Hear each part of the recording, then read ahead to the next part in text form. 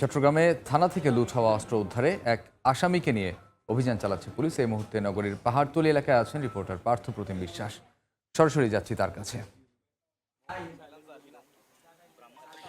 গ্রেফতারকৃত দুই আসামিকে নিয়ে চট্টগ্রামের পাহাড়তলীর ভাঙাবাড়ি এলাকায় আসলে অস্ত্র উদ্ধার এসেছিল পুলিশ, এবং এখানে যে দুই আসামিকে নিয়ে আসা হয়েছে এবং তাদের দেখানো জায়গা থেকেই আমরা দেখতে পাচ্ছি অস্ত্র কিন্তু উদ্ধার করা হয়েছে। একটি এলজি আপনারা দেখতে পাচ্ছেন, সেই এলজি অস্ত্র উদ্ধার করা হয়েছে। এবং 5ই আগস্ট কিন্তু আমরা জানি নগরীর যে পাহাড়তলী থানা রয়েছে, সেই পাহাড়তলী থানায় কিন্তু দুষ্কৃতিকারীরা হামলা করেছিল, অস্ত্র লুট করেছিল। সেই অস্ত্র লুট করার যে অস্ত্রগুলো রয়েছে সেগুলো কিন্তু তারা উদ্ধার করার বিষয়ে বিভিন্ন সময় কিন্তু আমরা দেখেছি তারা অভিযান পরিচালনা করেছে এবং সাফল্যও পেয়েছে।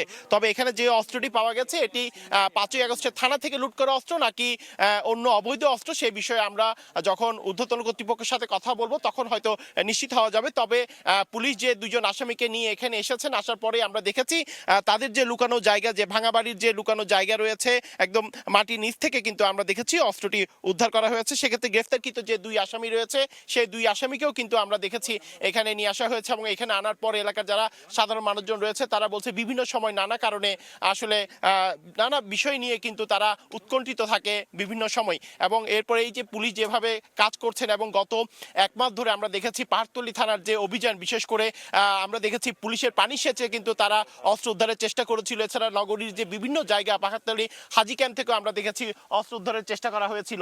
সেক্ষেত্রে আমরা পাহাড়তলী থানার ওসির সাথে একটু কথা বলতে চাই।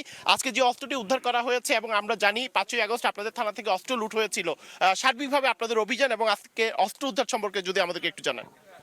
ধন্যবাদ আপনাকে।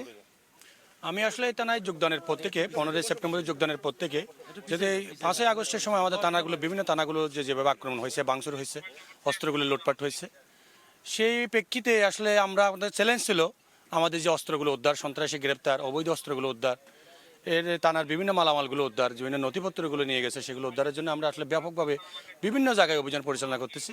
আপনি জানেন যে ইতিপূর্বে আমরা ওই যে পুকুরেই শেষ করে যেটা চেষ্টা করা হয়েছে আমাদের অস্ত্র উদ্ধারের জন্য, সেখানে দুটা গাড়ি পাওয়া যায় আমাদের থানার। এবং এর আগেও আমরা 2-3টা অস্ত্র উদ্ধার করেছি, থানার একটা পিস্তলও উদ্ধার করেছি, দুইটা আগেও আমরা 2টা এলজি উদ্ধার করেছি। আজকেও দেখা যাচ্ছে তাদের এই যে আসামিদের দেওয়া তথ্য মতে এবং তাদের দেখানো মতে আমাদের একটা এলজি এবং 3 রাউন্ড কার্তুজ, তাজা কার্তুজ আমরা উদ্ধার করি। তারা আমরা থানার ওসির সাথে কথা বলছিলাম, তিনি বলছে এলজি এবং থানার কার্তুজ উদ্ধার করা হয়েছে এবং এই যে অভিযান, সেই অভিযান কিন্তু অব্যাহত থাকবে যতক্ষণ পর্যন্ত থানা থেকে লুট হওয়া সকল অস্ত্র উদ্ধার করা হবে না, ততক্ষণ পর্যন্ত কিন্তু অভিযান পরিচালনা করবে, এমনটি আমাদেরকে জানিয়েছেন। তো এই ছিল আমার কাছে এখনো পর্যন্ত নগরীর পাহাড়তলী ভাঙা এলাকা থেকে এখানকার সর্বশেষ খবর। চট্টগ্রাম থেকে অস্ত্র উদ্ধারের খবর জানাচ্ছিলেন সহকর্মী পার্থ প্রতিম বিশ্বাস। দেখছেন